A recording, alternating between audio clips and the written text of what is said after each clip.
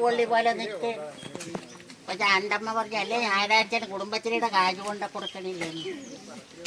അതും കൊണ്ട് ലളിതയുടെ വീട്ടിൽ ചെന്നപ്പാ അവിടെ മകള് പ്രസവിച്ച് കിടക്കുക. എൻ്റെ അമ്മയുടെ അമ്മാവൻ്റെ മകൻ്റെ മകനാണ് കെട്ടിക്കൊണ്ട് പോയത്. അങ്ങനെ അവിടെ ഇരുന്ന് വർത്താനം പറഞ്ഞത് അവൻ പോയതായിരുന്നു.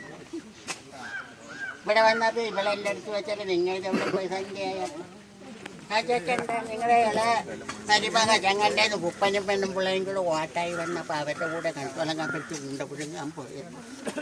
ഇത് കേട്ടപ്പോൾ എനിക്ക് അതിശയം സങ്കടം വന്ന് അവിടെ ഇരുന്ന ചകിരി മൊത്തം പിരിച്ച് തീർന്നു.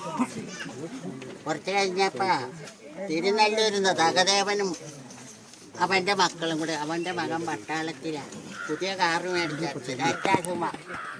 അതിൽ അന്വേഷിച്ച് എൻ്റെ അടുത്ത് കുഞ്ഞമ്മ അമ്പലത്തിൽ പോയി. ഞാൻ പറ്റില്ല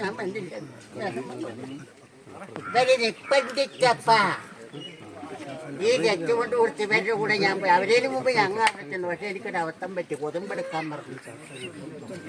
അവസാനം നമ്മളെ ശങ്കരൻ്റെ ഇളയ മകളെ കട്ടണ്ട് പോയാൽ പൂക്കറ കണ്ണ ചേർക്കും കട നടത്തുന്നുണ്ടായിരുന്നു. അവൻ്റെ അടുത്ത് ഞാൻ ഇത്രയുള്ള കൊതുമ്പിന് 5 രൂപ മേടിക്കാൻ ഇഷ്ടം. അതെല്ലാം മേടിച്ചിട്ട് കത്തണില്ല.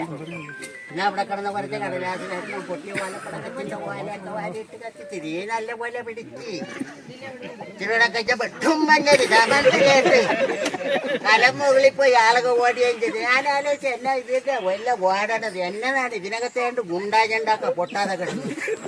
അല്ല കലം താഴെ വന്നപ്പോ പത്മാഷിയുടെ ചെറു പോലെ ഇരുന്ന് കലം എന്റെ ആളുകൾ പിരിപെട്ട് വന്നിട്ടാണ് പൊടിയും കലമൊക്കെ മേടിച്ച് ഉണ്ട പൊങ്ങി ഏറ്റവും നല്ലത്. ഇതൊക്കെയാണ് മരുമക്ക.